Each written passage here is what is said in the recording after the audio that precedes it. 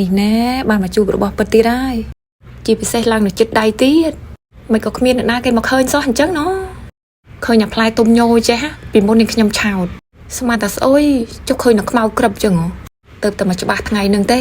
ឃើញតែពោវាឡើងស្រស់អញ្ចឹងបានទុំល្អឆ្ងាញ់របស់គេមែនហើយឃើញតែអញ្ចឹងមកហើយមិនថ្លែងទេរសជាតិឡងផ្អែមមុតល្អហ្មងចូលវាក៏ដាច់អស់ដែរមើលអត់មានឃើញចូលឯងបងប្អូនឃើញអានឹងទុំញោទុកដល់ប៉ុណ្ណឹងបានឆ្ងាញ់សូម្បីតែសាច់នៅសបកនេះក៏ផ្អែមណាស់ដែរប្លែកប្រហើយតអស់ហ្នឹងអាសបកនៅសទឹកនឹកហ្នឹងក៏កំតោកជាតិណាស់ណាទុកវានៅសធ្វើអីស្ដាយហើយនោះឃើញទៀតហើយបងប្អូនហើយកលេចមើលលេងឃើញតែមានទៀតមែនវាលាក់នឹងស្លឹកទុំដើមនេះប៉ុណ្ណេះក៏ពេញឆ្ងាញ់ដែរមកបែបម្នាក់នឹងតរ៉េនតាអានេះអីទីច្រឡំថាមកបេះផ្លែទៅដោះគោទេតែមិនក៏មកបានផ្លែមង្ឃុតអញ្ចឹងមង្ឃុតឬក៏មិនមង្ឃុតមកមើលសាច់គេទៀតមើលអាមកផ្លែនេះឡើងញោហ្មងណាទុំញោជាងអាផ្លែឃើញដំបងទៀត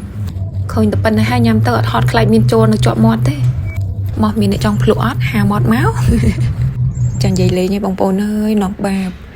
នោះមើលទៅលើសតែផ្លែមានអីសងំតែឯងដាក់អស់មួយឆ្អែតហើយនៅបេះបានមកចកោមនេះទៀតណែទុកលាក់កុំឲ្យអ្នកណាគេឃើញទុកញ៉ាំម្នាក់ឯងទៀតចាបើការពិតទៅបេះបានប៉ុណ្ណេះហ៎